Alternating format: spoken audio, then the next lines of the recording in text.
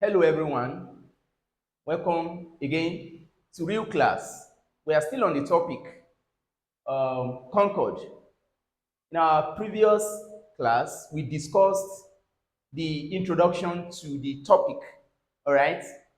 This time around, we are looking at the general rules that govern Concord. Don't forget what the subject of a sentence is. That's the doer of the action or what you are talking about, and the verb expressing an action or a state of being. Now, we have several rules. We're starting with this. Number one, the singular subject goes with the singular verb. The singular subject goes with singular verb. Remember, in our previous class, we discussed the fact that a verb is singular when it carries s, es, or ies. So when the subject is one performing the action, the verb that goes with it is also what? Singular. When it carries s, es, or ies. In this case, we have the first example here. John loves Mary. John loves Mary. What is John here? John is just one person, singular. And John must therefore go with a singular verb. And the verb is singular when it carries S. John loves. John loves. You can't say John loved Mary. John loved Mary. It will violate the rule because it must be singular, singular. Singular subject, one performer. Singular verb, that's, a verb that carries S, ES, or IES. John loves Mary. All right, let's look at example 2 here on the board. The girl fights often. The girl fights often. Check the subject of the sentence here. The girl. Is the girl plural or singular? The verb is singular. Only one performer. Now check the action there. The verb there is also singular. Why is it singular? Because it carries S. So it is a case of the girl, singular, fights, singular, often. So you can't have a case of the girl fights often. If there is no S there, it will render it ungrammatical. Alright? To render it ungrammatical. Now, people say people does not know me. It's a very bad English. People do not know me. Alright? Alright. So, but he does not know me. Alright? Because he is singular and does is what? Singular. Alright. Let's quickly look at, some other examples here before we move to example 2. Like, the man cries often. The man cries often. Take note. The man there, is it singular or plural? The man is singular. Cries there, is it singular or plural? It is still singular. So the man singular, cries singular. The man cries often. All right? He visits me all the time. He visits. That S must always be there in that words. Singular verb. He visits me often. By the time you write he visits me often, without S, when the examiner is marking, the rest assured that they will circle it. That's ungrammatical because you are not following the words number agreement. All right? But take notes. A crucial thing you must know here is that we have exception to this rule 1 here. The exception is that when I and you, I, take note, and you are used in the singular sense, of course, they must go with plural verbs. Because you cannot have I has a book. Of course, we know that has is singular, but whenever you use I, all right, it must always go with plural verb. So I is singular, but in function, it is plural. So I have a book, not I has a book. I have a book, all right? I know you, not I knows you. I know you, not I knows you. The similar thing, check you. You can't say you knows me. It's not possible. Or you know me. You know me. You, singular there, no, plural. So you, I, we don't use in the singular sense. In function, they are always plural. All right? So that's that. Now let's check example 2 here. We talk about rule 2. Rule 2 here says that whenever the subject is what? Plural. The verb is also what? Plural.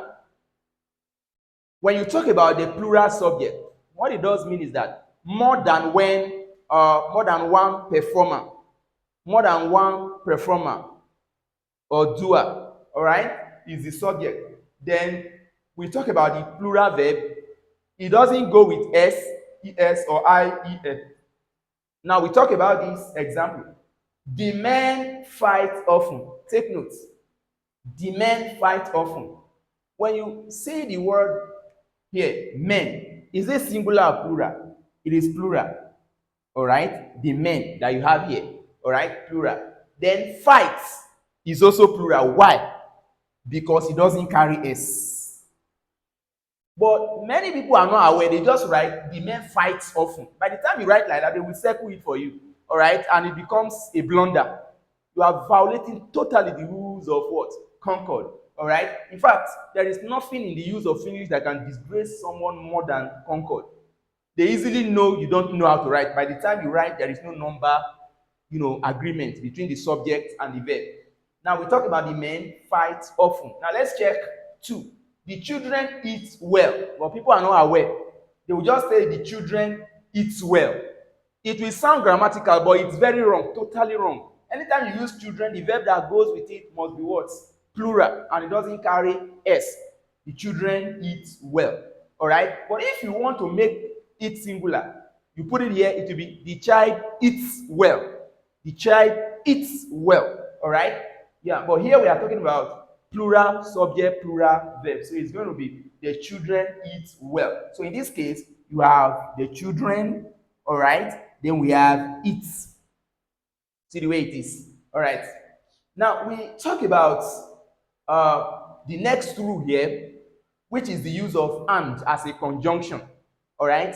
The rule says anytime you use and to link two subjects together, I repeat, anytime you use and to link two subjects together, the plural verb is required. You must use the plural verb. Anytime at all you use and to link two separate subjects together. We have examples here. The lawyer and his wife. By the time you see the lawyer is the first subject here. All right? And the wife. The lawyer and his wife are wonderful people. That's the completion. We have the lawyer and his wife are wonderful. Or you just say wonderful. All right? You say the lawyer and his wife are wonderful. By the time you check, the first subject here is the lawyer, and the second subject is the wife.